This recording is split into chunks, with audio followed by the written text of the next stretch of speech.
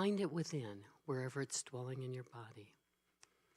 And just say thank you. Thank you for this opportunity. Thank you for this moment. Thank you for the sharing and the love as we come together. And so it is. Amen. Amen. Thank you, Reverend Day. The chaplains have their healing circle next door right after this service. So for those of you who are interested in continuing the energy for a few more minutes after our program, just head right on over there and they will make you feel wonderful. Elaine Leroy is our operations manager, and I think she has something to say about some frolic thingy that's coming up. The frolicky thingy. For those of you, I see familiar faces, but for those of you who may not know, this Friday is our Heart and Soul February Frolic. And it's just a grand old time for our community to get together, enjoy dancing, great appetizers, and a great opportunity to fundraise for this beautiful community to continue our mission of transforming lives. And I didn't want you to miss out because today at midnight is the last time for early bird tickets. So I'm actually in the back, happy to save you $10. Otherwise, it's $25 up to midnight tonight or $35 at the door. If you're just the last minute person deciding to come, you certainly can get those tickets at the door. But wait, there's more. Maybe you're not into dancing and wanting to go out, but I don't want you to miss out on this opportunity. We do a grand prize raffle that you do not have to be present to win. We will pull the winner, though, at our big event, probably around 9 o'clock if we sell the tickets. And here's the deal. It's a very limited running of tickets. Right now, we typically run 100 tickets. And so it's 1 in 100 chance for you to win $1,000 cash, 1 in 100 chance to win $1,000 cash plus 7-night stay anywhere in the world that World Mark resorts have. So it's an amazing deal, and both those opportunities are available because we have beautiful congregants who donated the vacation trip, and I just also got word of a sponsor who donated the cash prize. So every ticket sale goes back to support what we're doing here. So let me tell you, I will be in the back for you to get that chance of a 1 in 100 chance. You don't have to be at the event, but I wanted to make sure you didn't miss out on the blessing. As you bless us with your contribution, one of you lucky people may be the grand prize winner. So, And of course, it is the Raffle Palooza, right? yes. So we have coming up a Q Effect process training. It is on Saturday, February 21st? I don't think so. 23rd from 9 to 5. And then there are some debrief sessions on some consecutive Thursdays. And you can get more information about this on our website, or if you're here on Sunday, you can get more information out in the courtyard. Next week on our WOW program, and remember this is wisdom, oneness, and whimsy. Not worship on Wednesday, which is good, but we like the other one better. Join us for a night of A Course in Miracles, music, and meditation. Sally and friends from the Monday night A Course in Miracles group will be here. They will do some readings from A Course in Miracles, interspersed with some music and some meditation, and I think it's going to be a really, really insightful evening, and we welcome all of you here for that. Without a podium here, I have to shuffle my papers. I can do this. Okay, so I'm guessing that people in this room have actually heard of Reverend Cherie Larkin. She is the creator of Spiritual Growth Studio, and she is here to deepen your connection to the Spirit of God within you so that you live your full potential. For more than 4 decades, she has helped thousands evolve into greater peace, happiness, and well-being.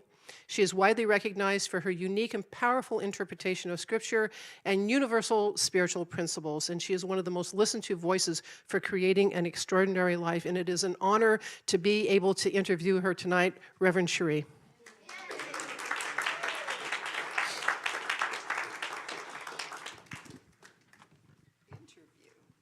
Interview.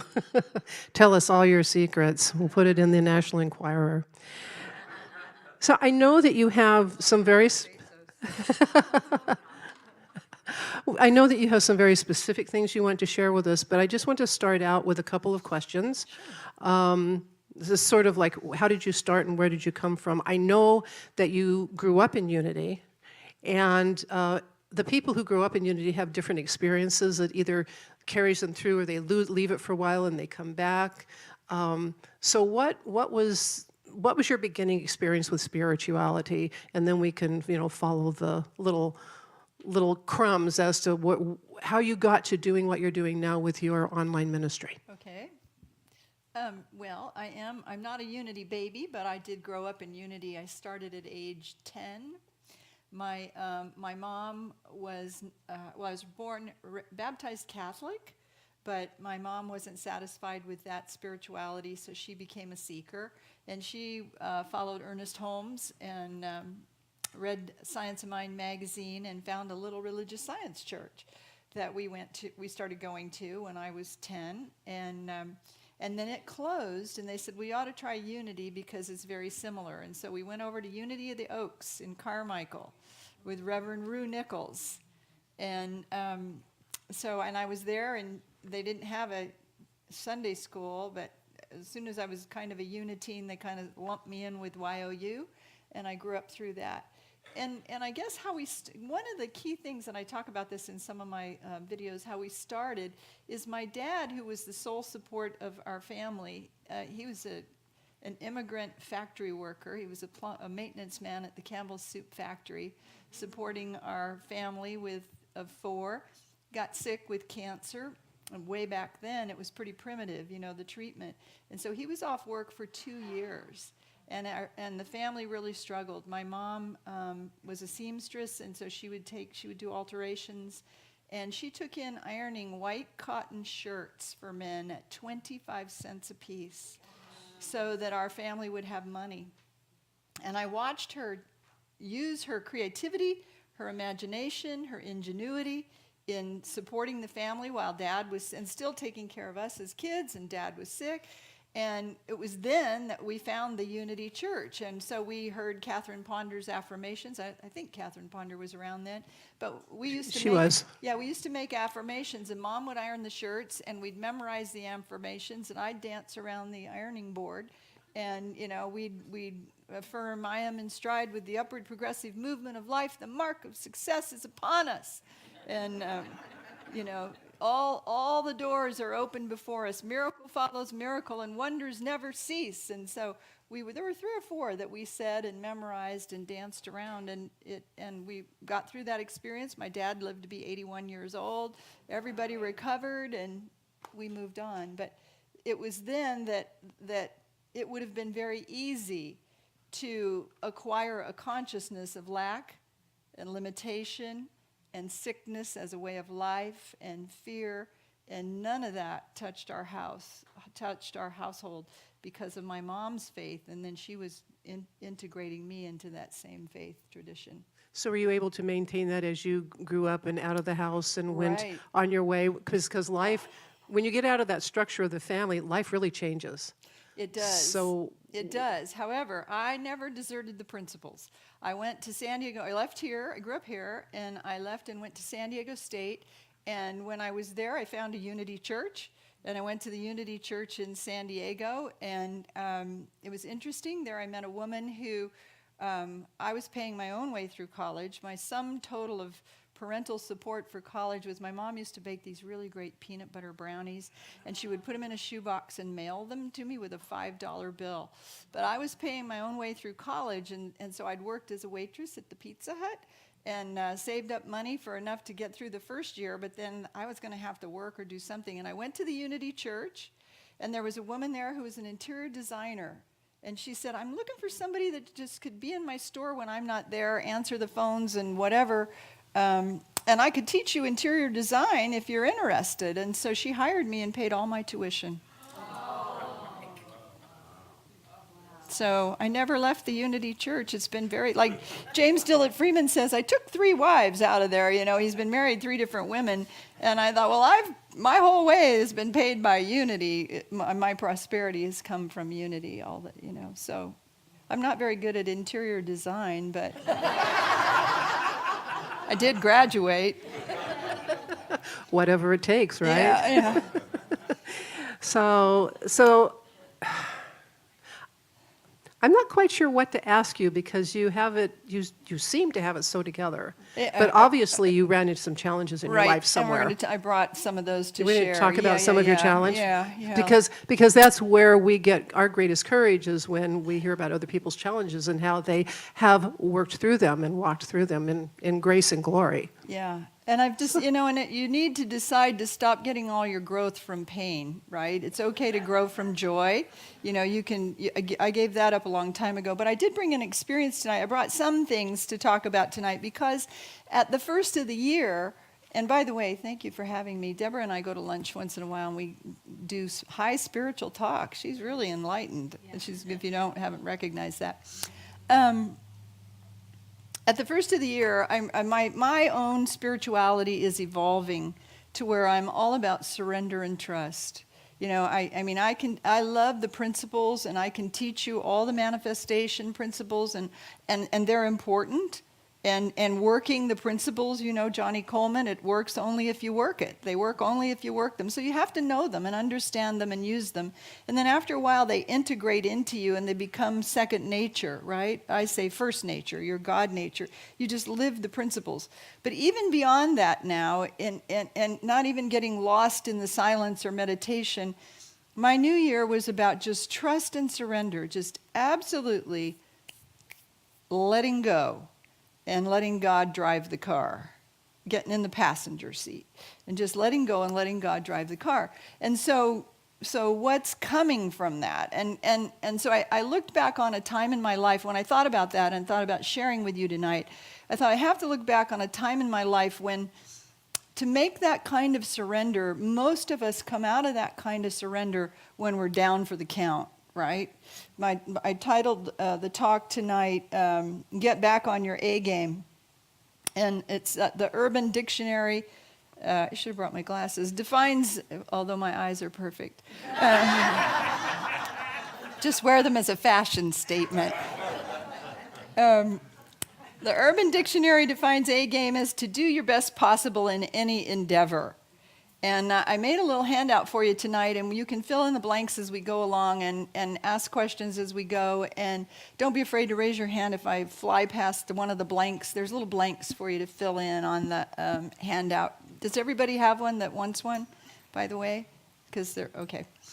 Anyway, it's when you're not on your A game, when you're down for the count, it's usually because there's you're in the middle of some kind of traumatic thing, a divorce, a bankruptcy, a major illness, the loss of a loved one, and I mean you're down on the mat. You're not able to get up. Your energy is invested in surviving the next day, and so that happens to us. And when what happened for me, because I went to a psychic one time, and she said, you go from mountaintop to mountaintop, and you hardly ever go down in the valley. And I thought, oh, that's good. I like that.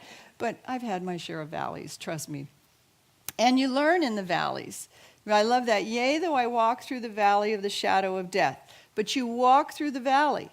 Don't, it's okay to pitch a tent there, pull the covers over your head for 24 hours, but then break down that tent and you get out of that valley. Don't build a cabin there. A lot of people build a cabin and take up residence in the valley, right? And we don't want to do that. For me, one of the year that was kind of the perfect storm, and I think Leslie's here because she knows about this, was I was married and I was so happy, and I was living in a beautiful home, had a car, we had a yacht, had the motor home, took all the trips. It was just everything. I quit my job. It was just, life was bliss until one day my husband came home and said, I can't be married anymore.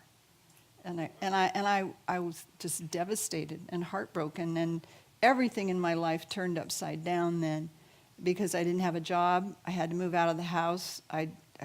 Everything, plus mostly the heartbreak, when you're encountering that. If you've been through a divorce, they're not easy. And so how that went was I had to move out of the house, so I thought, well, I could move across town or I could move across country and finally go to Unity Village. And so I called Unity to interview for a job. They don't hire you unless you already live there.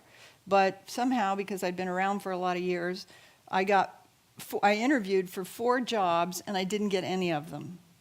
So I thought, well, I'm going to go anyway. And I called the movers. The day the movers were there, the phone rang, and one of the jobs I'd interviewed for, they'd hired somebody and it didn't work out, and they asked me if I would still be interested in the job. And I thought, well, okay, because the movers were loading the stuff to go. The good news is I got the job. The bad news is it was a 70% pay cut from what I was usually making. But I thought, well, at least I've never had a budget. Now I had the B word, budget, and I thought, I have to draw out of my savings to live and all that. But anyway, I went. And I sold my car here. I took 2 suitcases. I UPS'd 2 boxes of clothing and took my golf clubs. And I flew on the plane. And when I got to the airport, I rented a car for 30 days because I was living 30 days at a time. And I needed a place to live. And so I called Silent Unity, and one of the Silent Unity prayer room telephone workers wanted to rent one of the bedrooms in her apartment. So for $200, I don't know if it was a week or a month, I can't remember, I, sight unseen, rented a bedroom in her apartment.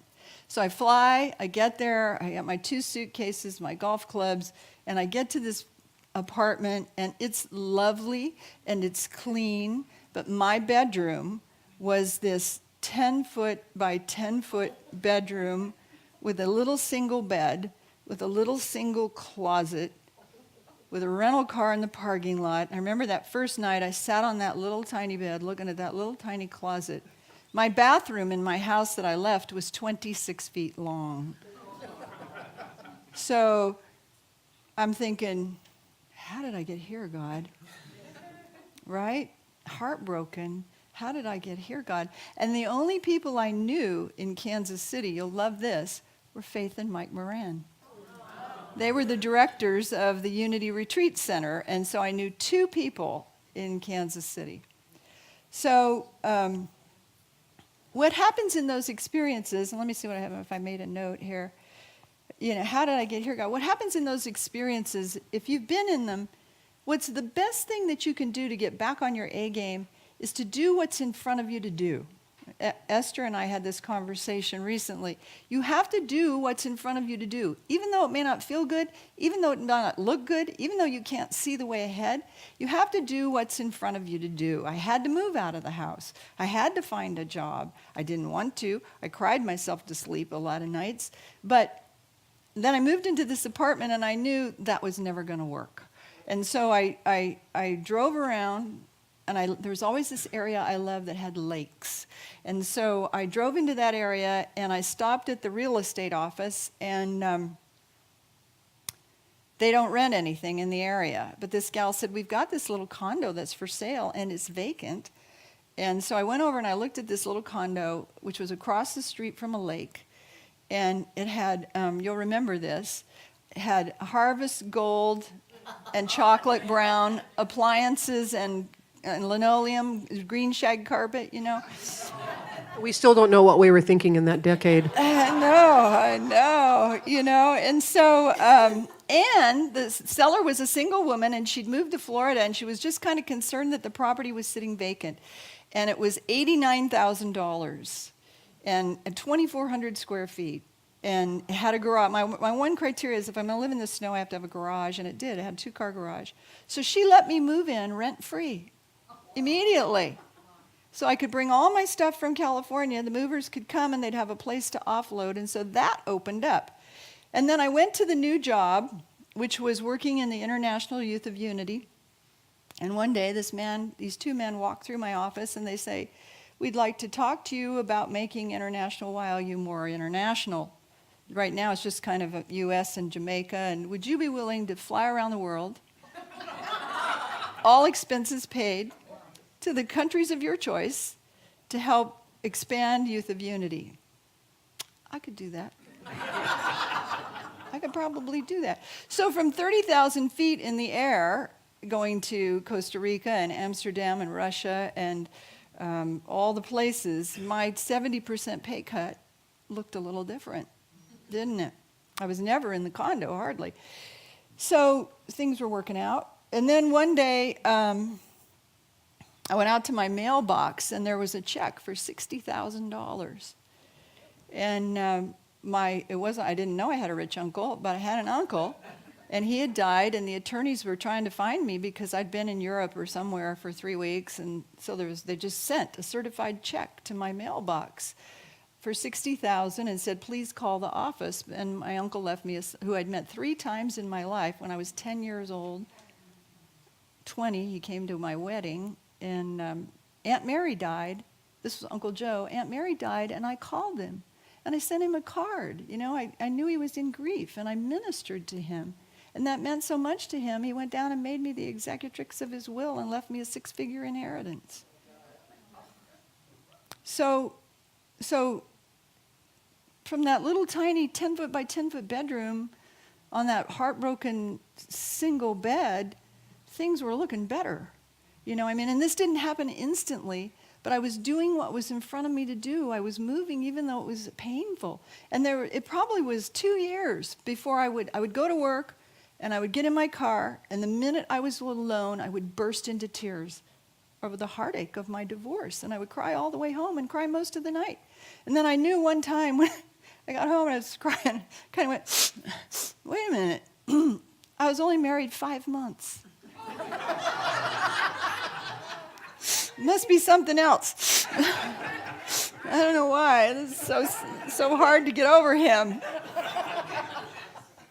So in those instances, what happens is your heart cracks open, and everything that needs to be healed, the Spirit of God, I always say a heart that's cracked wide open has more room in it, and the Spirit of God can get in, and then move around.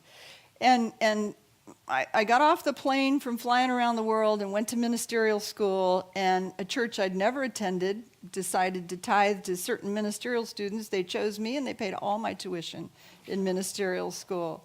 And when I graduated and went down to Nashville, I was a senior minister in Nashville, Tennessee for 14 years. When I left Kansas City to go there, that little condo had appreciated $50,000. And when I sold it, and I never put my houses on the market, they always just sell. And this one, the buyer knocked on my door and asked me if I would sell them my house, and I said, sure. So it was never on the market.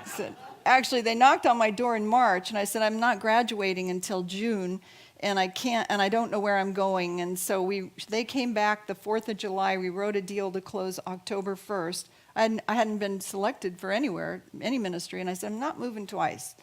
And I flew to Nashville on Labor Day, and they hired me in September, and I bought a house there, closed September 21st in Nashville, and closed my house in Kansas. I mean, it just all comes together when you surrender. But what I want to talk to you about tonight is that point of surrender.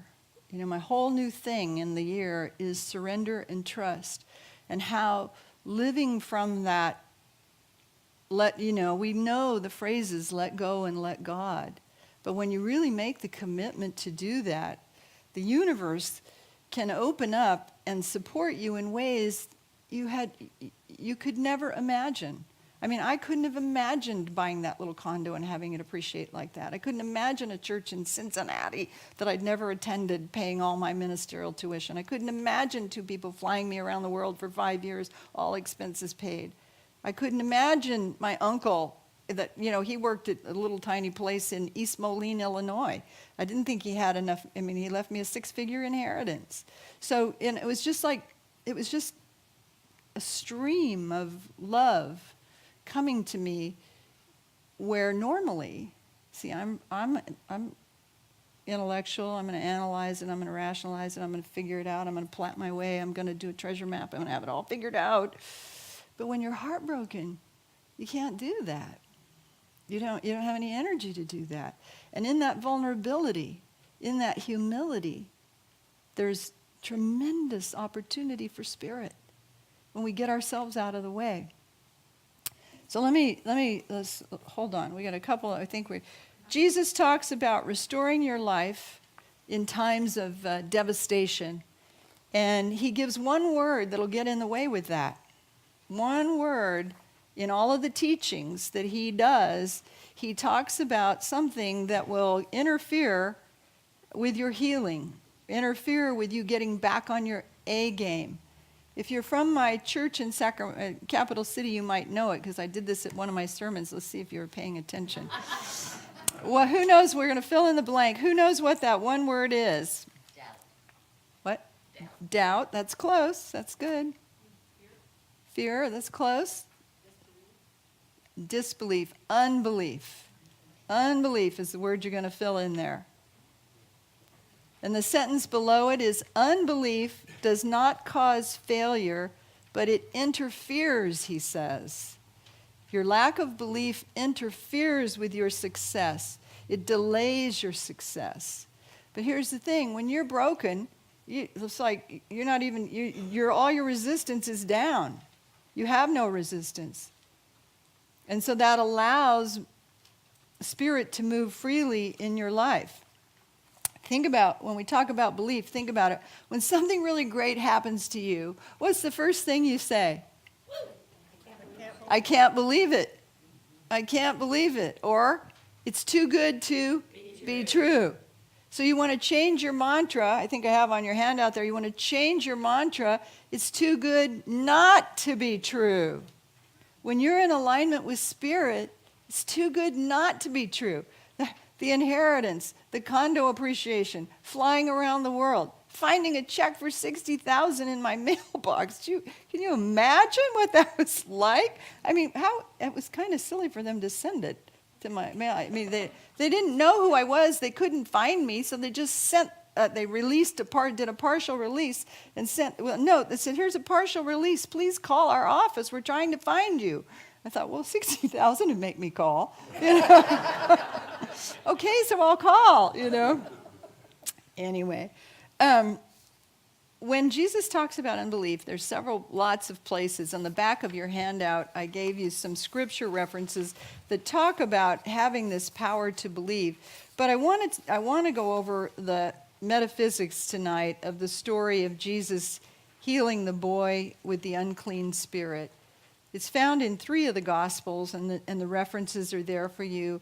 And I encourage you to sit with them, to read them and sit with them. And if a phrase or a word jumps out at you, let that be in you. But I want to refresh us with the story. I brought it in large font because my designer glasses are in the car. And so just let yourself hear this for a minute, because you're all the characters in the story. And I'll do a little metaphysical interpretation as we go along. But it says, they had just come down off the mountain where Jesus had been illumined. And it says, when they came to the other disciples, they saw a large crowd around them and the teachers of the law arguing with them. And as soon as all the people saw Jesus, they were overwhelmed with wonder and ran to greet him. "What are you arguing with them about?" he asked. And a man in the crowd answered, "Teacher, I brought my son who is possessed by a spirit that has robbed him of his speech. Whenever it seizes him, it throws him onto the ground, and he foams at the mouth and gnashes his teeth and becomes rigid. I asked your disciples to drive out the spirit, but they could not." Excuse me. And he says, "You unbelieving generation," meaning not just the father is the parent thought, is the intellect. And all the people standing around are your thought people. Call them your thought people. And he's saying, all you unbelieving generation, you not only have a dominant intellectual thought that's off here, but all of your other thoughts gathered around are arguing with you and arguing about that. "You unbelieving generation, how long shall I stay with you? How long shall I put up with you? Bring the boy to me."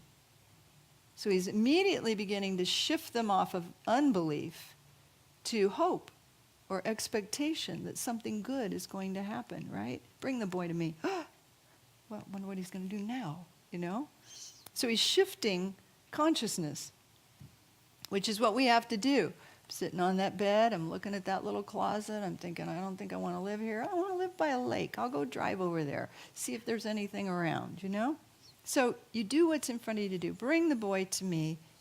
So they brought him. And when the spirit saw Jesus, it immediately threw the boy into a convulsion. He fell to the ground and rolled around, foaming at the mouth. And Jesus asked the boy's father, "How long has he been like this?" From childhood, he answered.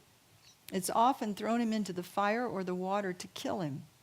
And so Jesus hardly ever asked, where does it hurt? How long have you had this? But he's demonstrating here this is generational, generations of thought, that this kind of devastation has been building up, and it's a collective consciousness that's in you. And it's your son, the parent thought, the child thought, the developing thought is continuing to be negative, continuing to be in error consciousness. So this is, how long has it been like this from childhood? It's often thrown him into the fire or water to kill him.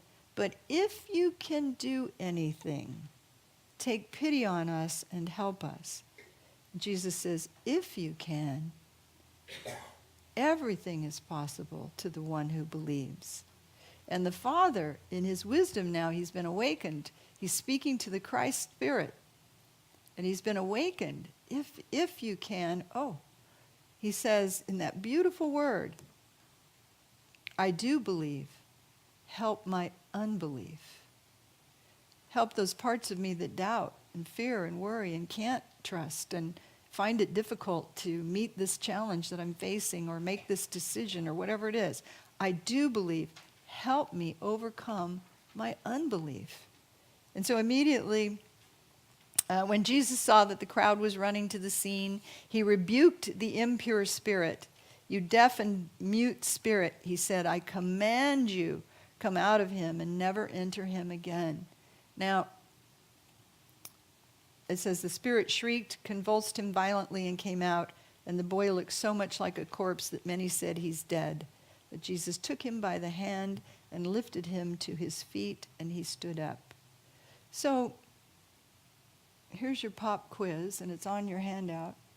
Who in Scripture always, always, always, always, always recognizes that Jesus is the Christ and knows absolutely his dominion, his power, and his authority?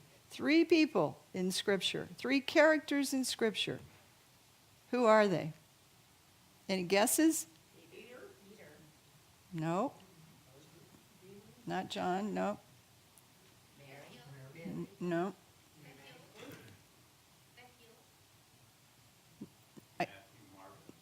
No. Paul, John, George, Ringo.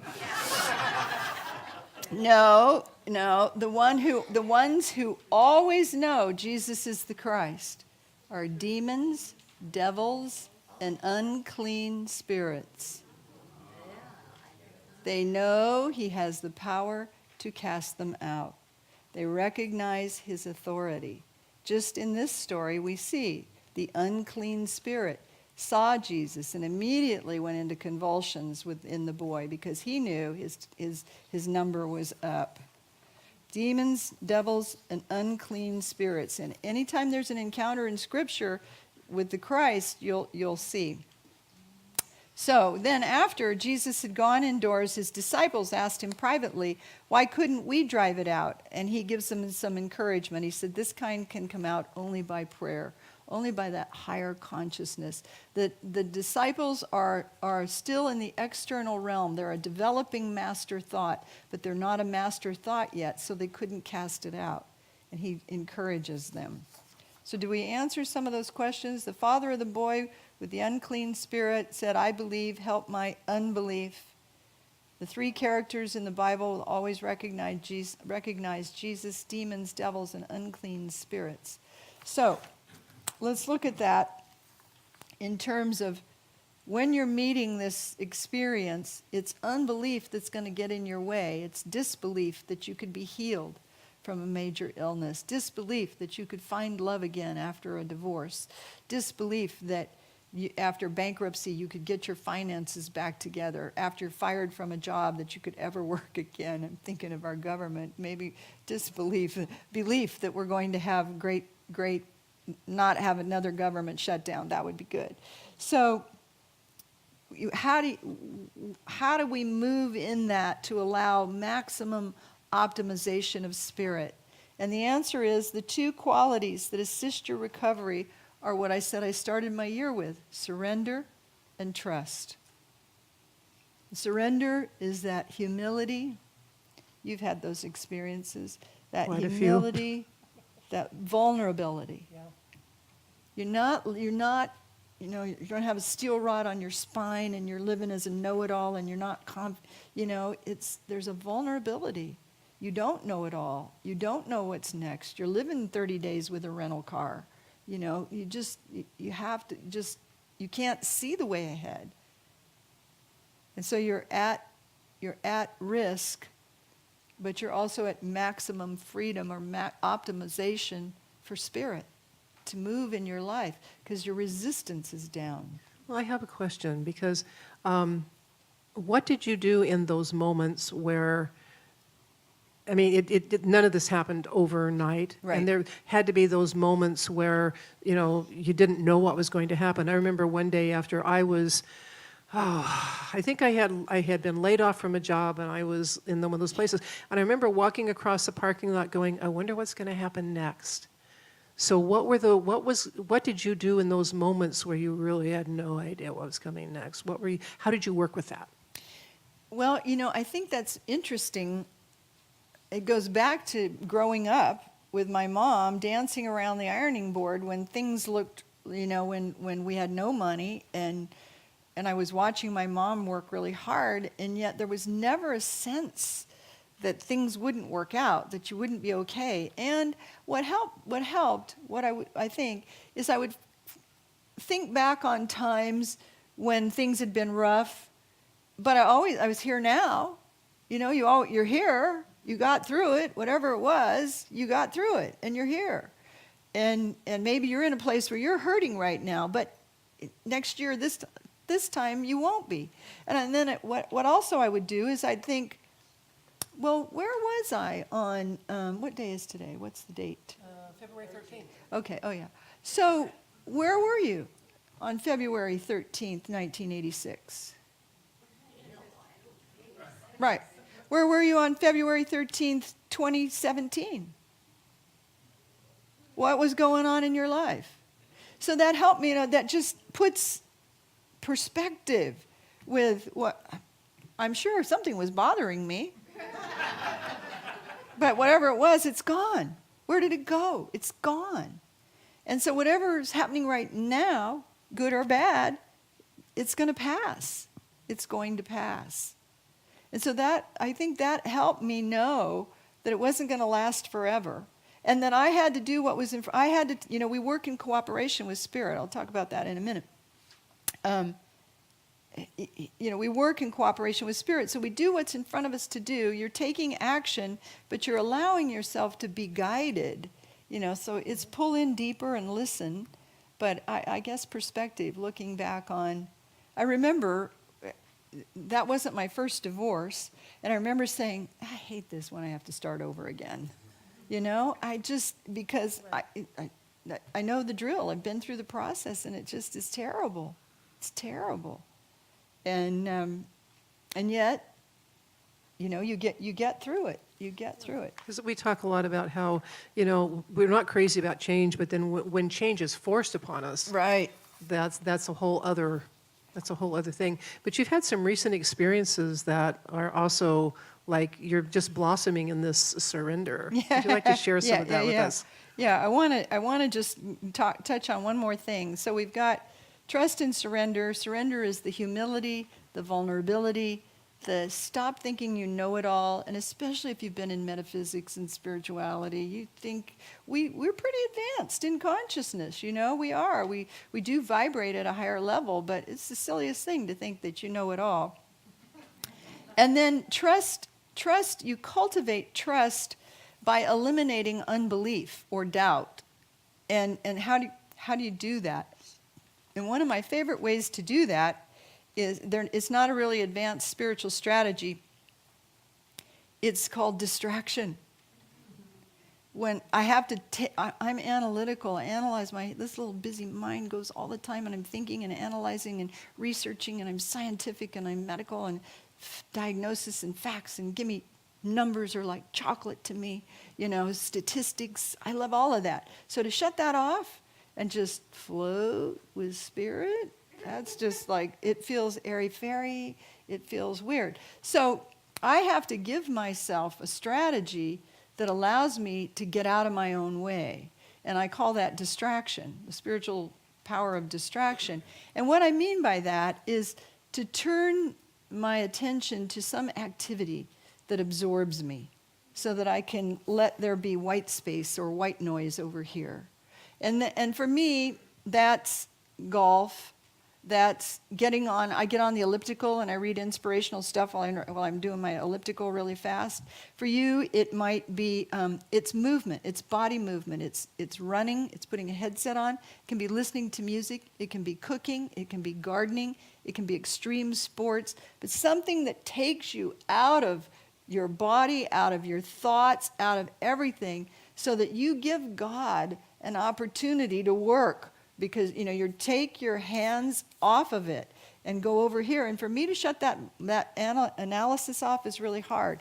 In your handout, I think I say surrender under number 1 there. 3 powerful words. Help me, God. So much in Unity we talk about not focusing on an anthropomorphic being and not focusing on or talking about spiritual principle, but when you're down for the count, you need God with skin on. I mean, you need, help me, God. You need to talk to the Father like Jesus talked to the Father. Help me, God. And then under trust and faith and belief, the strategy to eliminate unbelief is distraction. Turn to a different activity to take your thoughts and feelings off concern. And this is not the time for quiet reflection. You must give, and the 2 words there are busy mind. You must give your busy mind something to do to get out of your own way. And you want to get into the ethers, or what I call the white noise of the kingdom.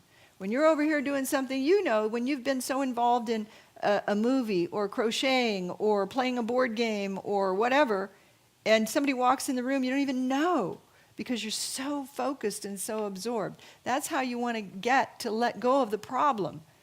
To let go of the problem. And so I have on there, name 1 alternative task you can give to your busy mind. Is it gardening? Is it driving a different way to work? Is it eating with your non-dominant hand? Do something that's going to take your attention off of this drone routine that you're in, that you're stuck in this cycle and you're down and you can't pull yourself up by the bootstraps. So you've got to shift something. And shifting something physically will help you then shift mentally and emotionally. And yes. We have about 10 more minutes, and I think you can just get this. The last, so now I'm into this surrender and trust thing. And those of you who are from Capital City Unity know that last year, I set an intention to have a hole-in-one playing golf. And that's how most people said,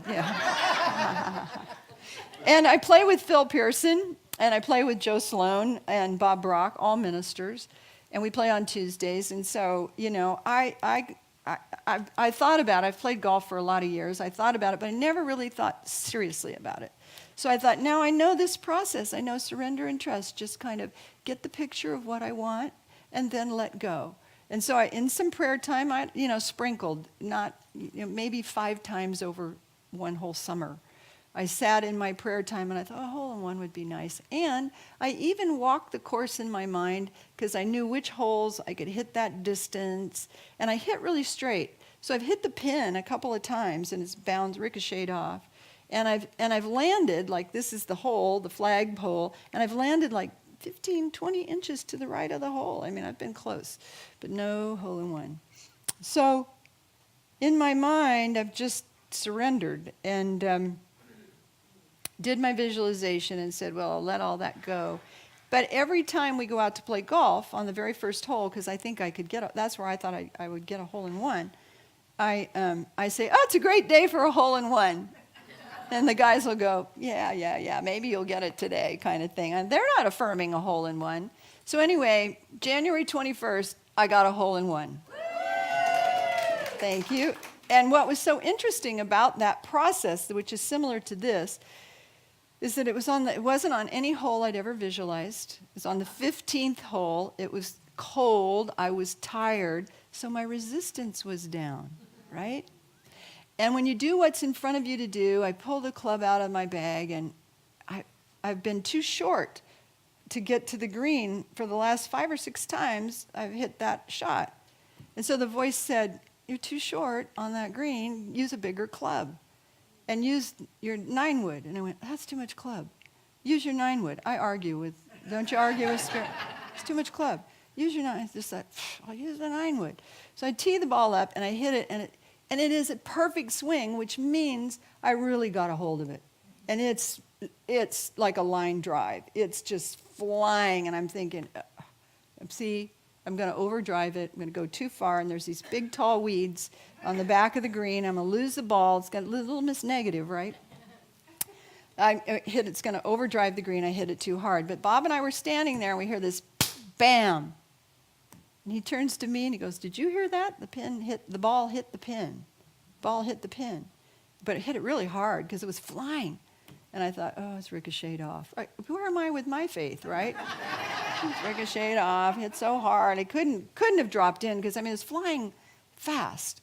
So he drives, and he doesn't quite make the green. He drives his cart over to the ball. And I said, excuse me, forget your ball. Let's go look at mine, And so I walk up on the green, and my ball's not there. So now I'm certain I've overdriven it, and it's in the weeds behind, right? So I even go over and look down the side, and I don't see it in the weeds. And then I walk to the hole, and I look down, and there it is, in the hole.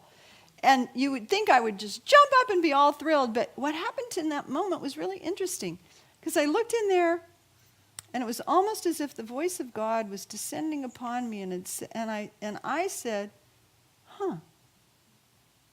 It was so validating that I had done the process. It was just validating that this is how life works. You claim something for your life, you envision it, and then you let go and you surrender. Surrender and trust was my New Year's thing, and this was January 21st or whatever, so it was only 3 weeks later.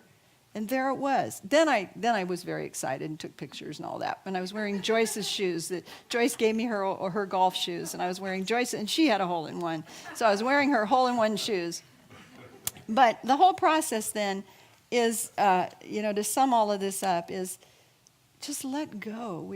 I think we learn the principles and the metaphysics and the interpretation and the manifestation and all of that. And I think maybe this is the year we should just relax and let God be God and get it, like I say, get in the passenger seat and let God drive the car and see how that works out for your life.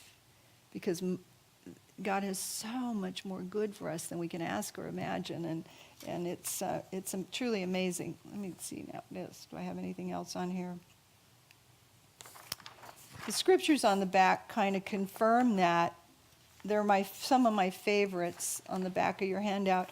And it just, again, declares that process when, I put a little prayer of humility there for you. But when Jehoshaphat, all the armies coming, they're totally outnumbered. And he says, well, the battle's not ours but God's, and let's sing and march out and meet them.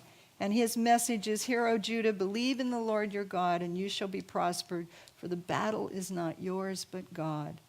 And when Moses is standing in front of that impassable Red Sea, and they think they're doomed, and the Egyptian army is coming after them, and he raises his rod, his staff up, and he says to the Israelites, stand still, fear not, stand still, and see the salvation of Jehovah, which he will work for you this day. For the Egyptians whom you see today, you will never see again.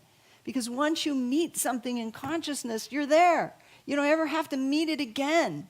You see, if you're dealing with cancer and you heal from it, you heal in consciousness, and then you never have a consciousness of cancer again. Even if you don't survive it, you've met the experience in consciousness, and your healing just took a different form. But you'll never have to meet it again.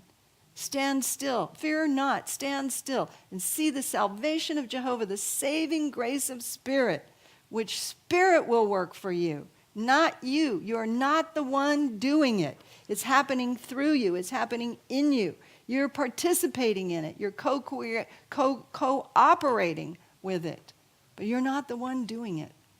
Surrender and trust. And then Paul with the thorn in his side. 3 times I pleaded with the Lord, take it away from me.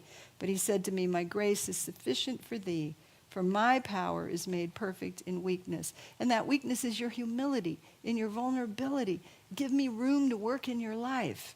Therefore, I will boast all the more gladly about my weakness, my humility, so that Christ's power may rest on me. And when Jesus called Lazarus out of the tomb, he said to Martha, "Did I not tell you that if you believed, you would see the glory of God?" So certainly I don't say those stories about me. I just try to share something personal. So you can say, I've walked this path, here it is, but here's how I've met the experience. And it continues to serve my life to do that. Well, and thank you, Cherie. The thing that I hear, I hear all of it, but to hear you talk about how within like 5 minutes you walked anywhere through, I can do this, oh my goodness, I didn't do it. You didn't, in fact, you even looked in the weeds first before you went and looked in the cup. Yeah. And then you came back and you got it. And you got what had happened. And I think it's really important for those of us, especially those of us who have been studying metaphysics for a long time, because we really we use the word perfection so much that we start beating ourselves up about we have to be perfect and we can't mess up. Well, the truth is that we're sort of stumbling along all the time. We have the negative thought, and then we pull ourselves back. And then we have, and it's like the demons are coming and going. Your humanity shows. Yeah, humanity shows. And I have a group on Thursday mornings, and I've decided after 3 years that there's a part of us that's not really comfortable being human, and we really need to accept that part of us. My friend Tama Keeves, I think she's maybe been here. She wrote This Time I Dance. Yes. Tama's great. She was a Harvard law person, graduated from Harvard, became partner in a law firm, and always wanted to be an artist. And she's Jewish, and she left the law practice. Her mother loved her when she was a Jewish lawyer. And then she says, "My God, you're selling nachos while you're writing a book?" Anyway, but Tama says, when you're following your dream, forget perfectionism and am I doing it right? She said, you have to be willing to be bad enough until you can get better. We don't have hobbies anymore because we have to do everything perfectly, right? But let yourself be bad enough. Just try something. Drive a different way to work, Okay, this has been wonderful, and we are out of time. So questions. Cherie does have some CDs back on the table, so you can talk with her afterwards. Thank you so much for being with us tonight, Cherie. It's an honor to have you. Thank